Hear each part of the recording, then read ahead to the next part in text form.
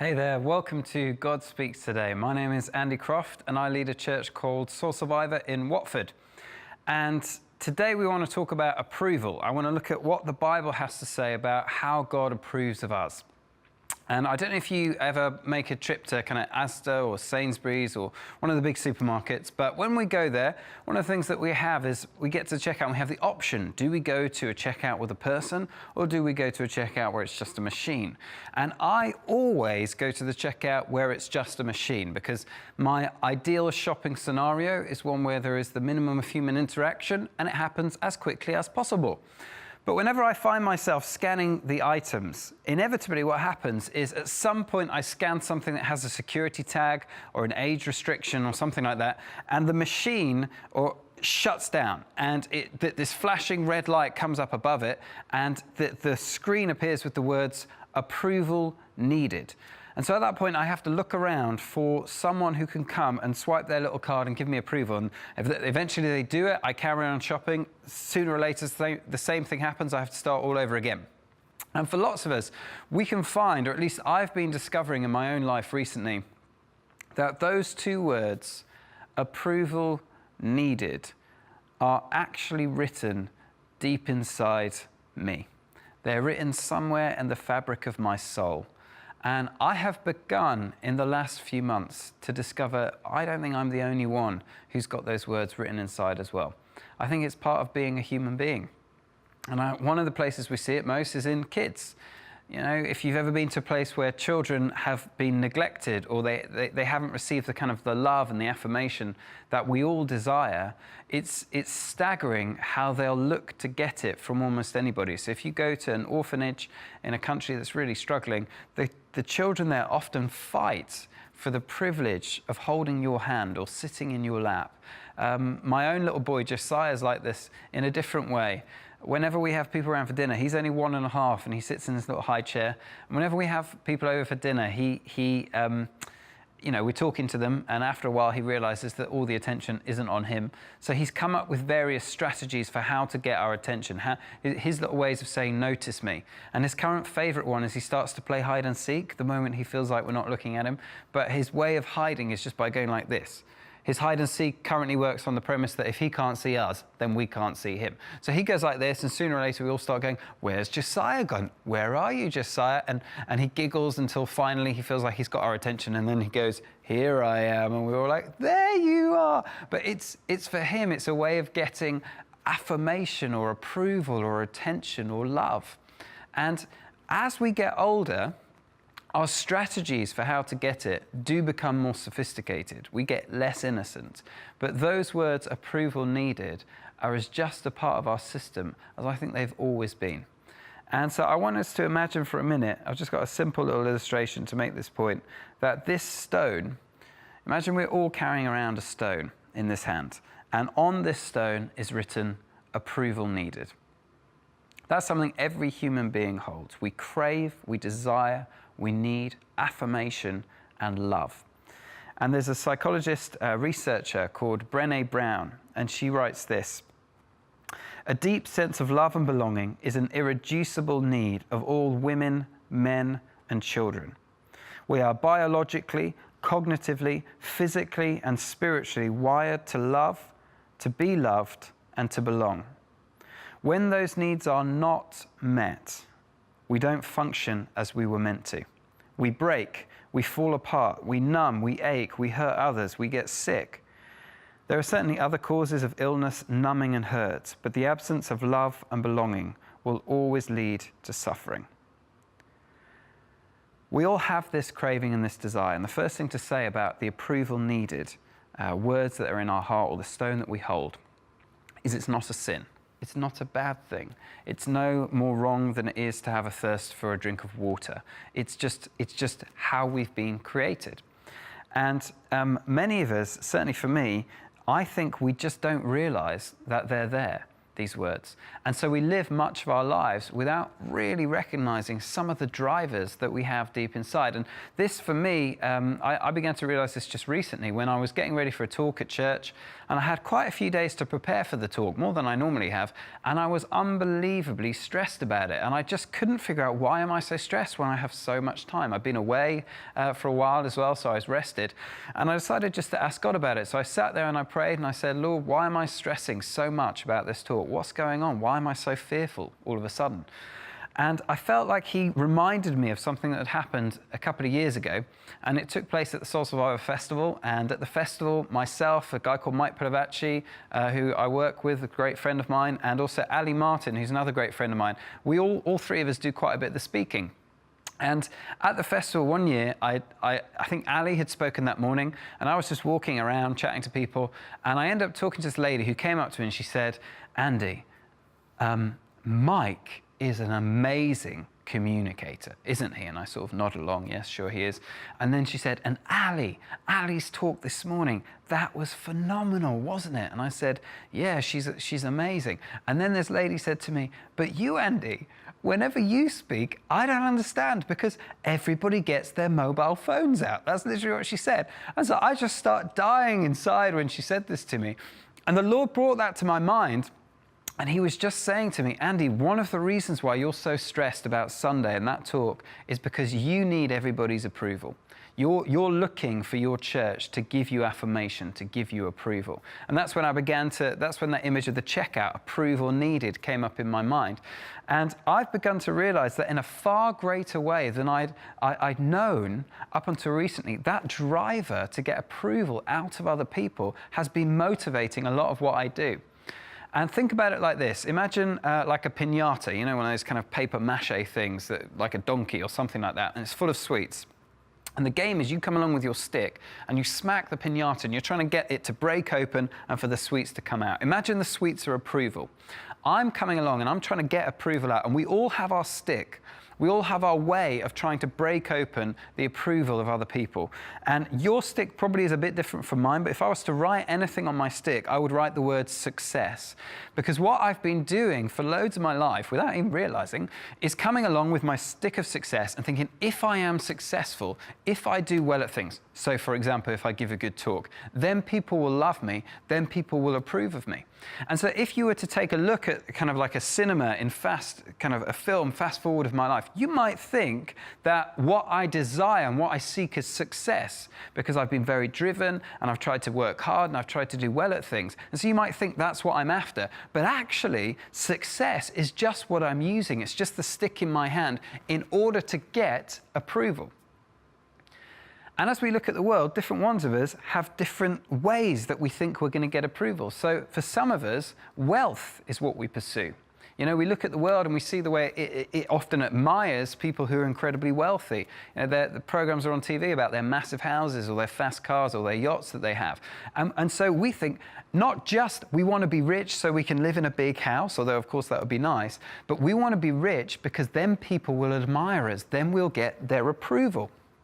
For others of us, we might write beauty on the stick, and we're desiring to be beautiful. We see the way that on social media or on the magazine covers, the beautiful people are everywhere. We all want to be like the beautiful people. And so we desire beauty, but it's not only and simply for the sake of being beautiful. It's because if we're beautiful, then smash. The approval we desire will come tumbling into our laps, so we think. And we have different ways of hunting it, but at the heart, there's that driver and that desire from all of us. What's going on? One of the things that can be helpful to try and kind of like highlight for us this approval needed is to think about particular moments where we really feel insecure, where we're really not sure of ourselves. And I remember I was in a meeting a little while ago, and it was a meeting with all these kind of like high up people. I'm part of the Church of England, all these high up people in the Church of England. And I remember it because I didn't really feel like I belonged there, and I wasn't sure what I was doing there, but I was sitting there anyway. And I don't know if anybody else does this in meetings, but I'm often having an internal conversation in my head about what's going on and what other people are thinking and stuff like that. And I was sitting there after a while and I began to think to myself, I should probably say something. You know, they've invited me to this meeting. There's all these important people in the church who are at this meeting. I should probably say something. but I haven't got anything to say.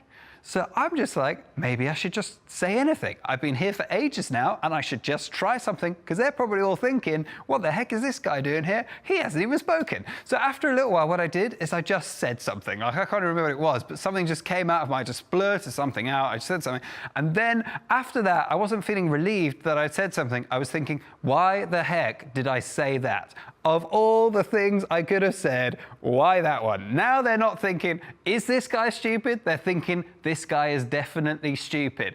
And I left that meeting, it was a really long day, absolutely emotionally drained, because I'd had this whole thing going. I was desperate for their approval, and I thought if I perform well, then they'll approve of me, then I'll get some of the love that I desire. You will have other moments where you the approval needed stone, as it were, is pressing in the palm of your hand. The key to it is it's often those times where we feel like we have to hustle for our worthiness. In order to be somebody, we have to act in a particular way. Those are the things where you really know approval is needed. And when we recognize that, the next thing that many of us do, certainly this is what I've done, is we go looking for that approval in all the wrong places. Now, bear in mind, it's not wrong to need approval. It's like needing a drink. It's how we're designed. But we almost all of us go straight to finding approval in other people. We look for people's approval.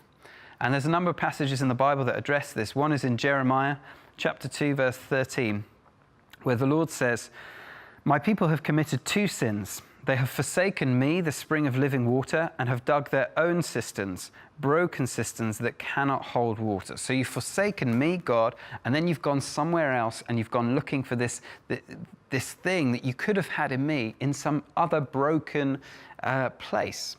Jesus puts it like this in a conversation with the Jewish leaders. He says, John chapter 5, verse 44, "How can you believe, since you accept glory from one another, but do not seek the glory that comes from the only God?" Now, of course, it's a good thing to get approval from people, and actually part of being a human is we do need that. We do need the affirmation and the love and the approval from others.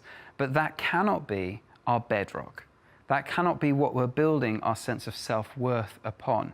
And if it is, it becomes a very miserable way to live. And what it means is when other people think we're good, we think we're good, and when they don't, we're not sure.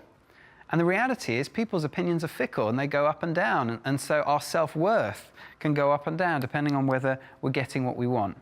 Again, I remember there was a time at Soul Survivor Festival where I was doing a seminar. And because I speak on the kind of the main stage, people know a little bit who I am. So for whatever reason, they come along to the seminars usually. And so the seminar venues are usually fairly full. And I remember there was this one seminar venue I did a talk in, and it was hardly anybody was there. It was like 30 people in this huge kind of space. And I felt initially like, oh man, I'm obviously losing it. You know, I'm not very good at communicating. And I remember a group of young people came up to me afterwards, and they just said, "Andy, when we arrived here, we thought, this can't be right. This is one of Andy's seminars. Normally, Andy's seminars have got loads of people in it." And then they said, "But look, nobody's here. Nobody's in your seminar." That's what they said to me. And I tried to make light of it, but again, inside I was dying, like my self-worth was just falling out of the bottom. And then there was another time, just a couple of weeks ago, when I tweeted something, and somebody who I really respected liked my tweet. It was on a Saturday night. And I still remember the moment. This is how sad I am. They liked my tweet, and immediately I felt like, somebody I respect has liked my tweet. They like my 140 character wisdom. I must be somebody, like there it goes. And that's what happens when approval needed. The place we go seeking it is in people, because sometimes we go up and sometimes we go down. And often I find I'm going down. And we're made for more. We're made to rest in God's approval. And this is where we come to the second stone. If I were to write something on the second stone, I would write the words, approval given. Approval given. So think about it like this. When you're there again at Asda and you scan your shopping and approval needed comes up, it would be a mistake at that point to turn to other customers in the store and say, can you approve my shopping, please? Can you bring your credit card and approve my shopping? Because they can't approve your shopping. They don't have the right stuff to approve it. What we need at that moment is to turn to that one random person who's in the Asda uniform, who's manning the stalls, and say, come over here and scan your card. Only the Asda checkout lady can scan the card and give us approval. And this is what my entire talk has been building up to. This sentence: God is our Asda checkout lady. Yes, I enjoyed saying that. God is our Asda checkout lady. Revelation. What I mean by that is only God can give us lasting approval. If we go looking for it elsewhere, then what happens is maybe we feel okay for a second, for a little while, but then sooner or later we walk away and we're arrested again by fear. We're arrested again by insecurity. It doesn't satisfy deep in the heart where we need it to. Only the approval that comes from God can do that. And this is the good news. Approval, like I said, has been given. So it's not that I need to go seeking God's approval, it's that I've already received it. It's been given to me. All I need do when I feel the approval needed stone in my hand, all I need do is grip the approval given and recognize it's already happened. To think we need to seek approval is like me saying I need an iPad or something and giving the talk from the iPad when it's already in my hands. No, I just need to recognize that I've already got it. And so just as part of reminding us of the fact that approval has been given to us, I'm just going to say 3 ways that God has approved of us. This isn't anything new. This is stuff we all know, but it's stuff, if you're anything like me, that we forget. The first way that God's approval of us has been given is from the beginning. If we look at the story of Jesus, one of the things I love is his baptism story. And in Matthew chapter 3, starting in verse 16, we read this. At that moment, heaven was opened, and he saw the Spirit of God alighting on him. And a voice from heaven said, "This is my Son whom I love. With him I am well pleased." Now, what's significant about that? Let's remind ourselves again.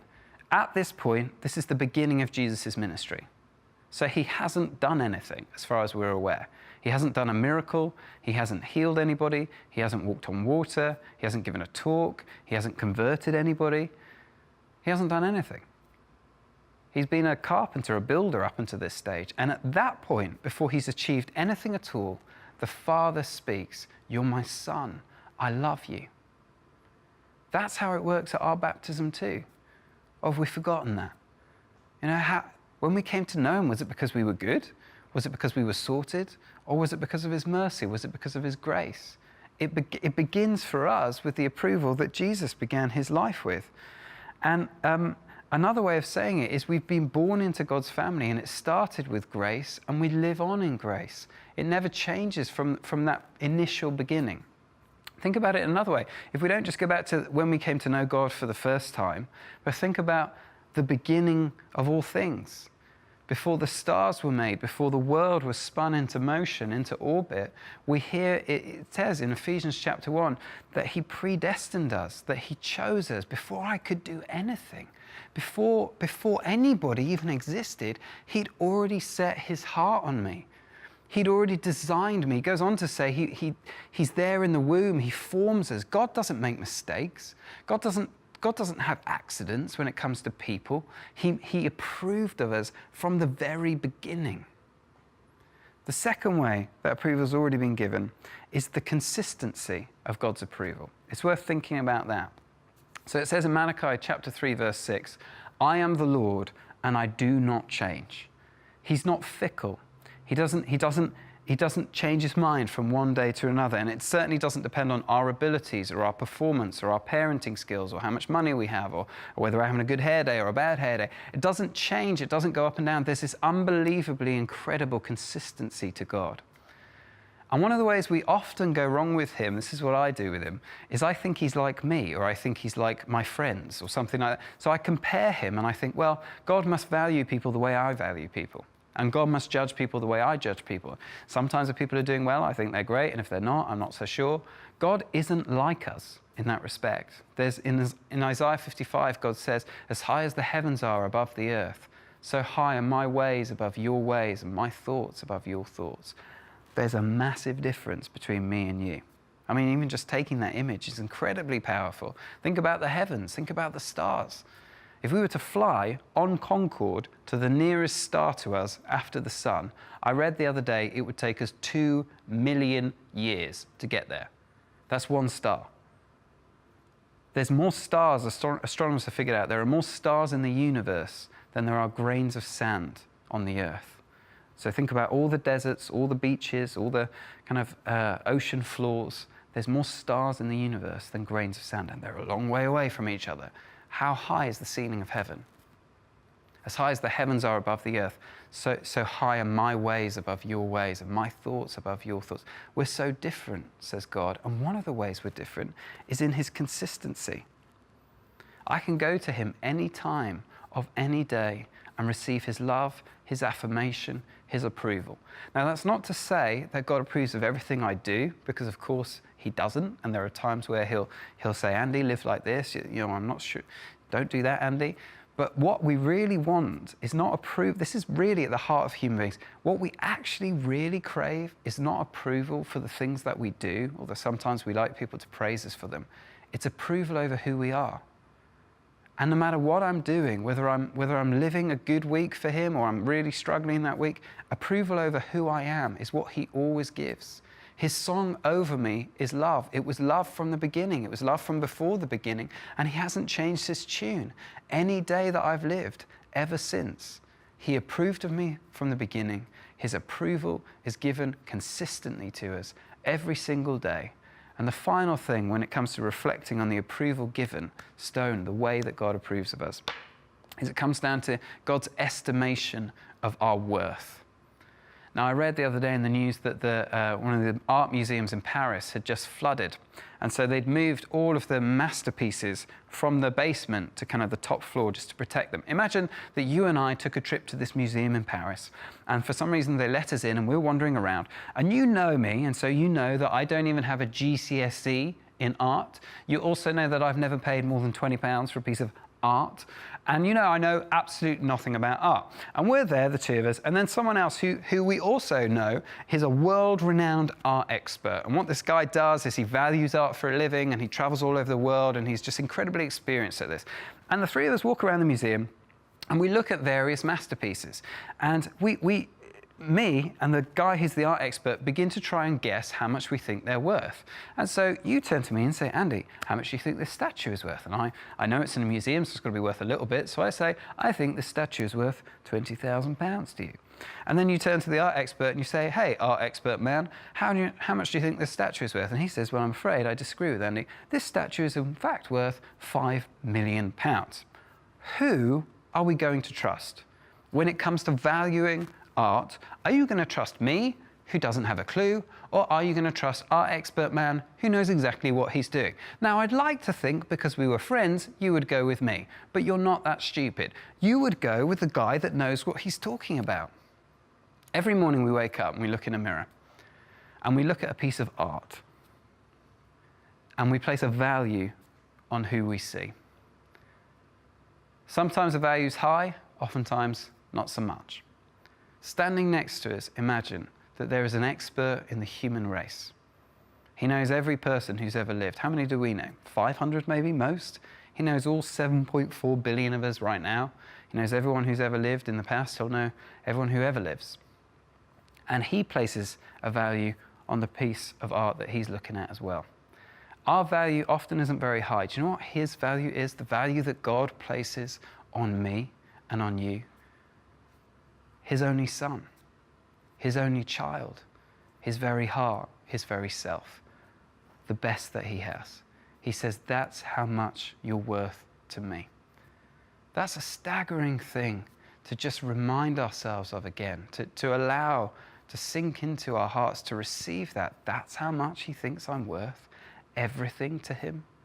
He's thought that from the beginning. He never changes his mind, no matter what's happening in the day or the week. And his value of us is everything he's got. That approval has already been given. It's happened. It's a historical fact.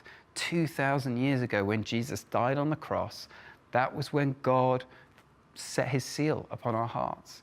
It's taken place. I don't need to fight for the approval. I just need to remind myself that I've already got it. And so a final thought as we come into land. Imagine again that you're holding the two stones.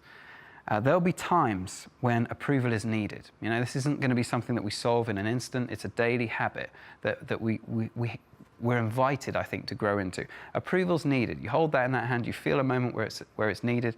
The very next thing to do is to develop a habit where we instantly recognize that approval has been given. And imagine they're not stones for a moment, but they're kind of like things that join an electric current. So you hold this one, approval needed. Then the first place we go to is not trying to get approval out of people with our old tactics and our usual strategies of success and craving that, whatever it is, but come straight to the Lord and to remind ourselves again of his approval from the beginning, his consistent approval every day, his valuation of our worth. And as we do that, it's like the current is joined and it begins to flow through us. And what begins to flow through us is his joy and his life and his peace and his hope and a satisfaction that fulfills that craving in our soul in a way that nothing else ever can. Approval needed, approval given. To begin to join that circuit every time we get the sense of it is the beginning to wholeness and healing in life. Why don't I finish with a prayer? Father, we thank you that you give us the approval that we need. You designed us and created us to need love and to need affirmation. And you knew, Lord, when you did that you were going to be more than willing to meet that need. And so I pray for all of us here that you give us revelation again of your unbelievably wonderful love. Amen. Thanks for joining us. This has been God Speaks Today. See you next time.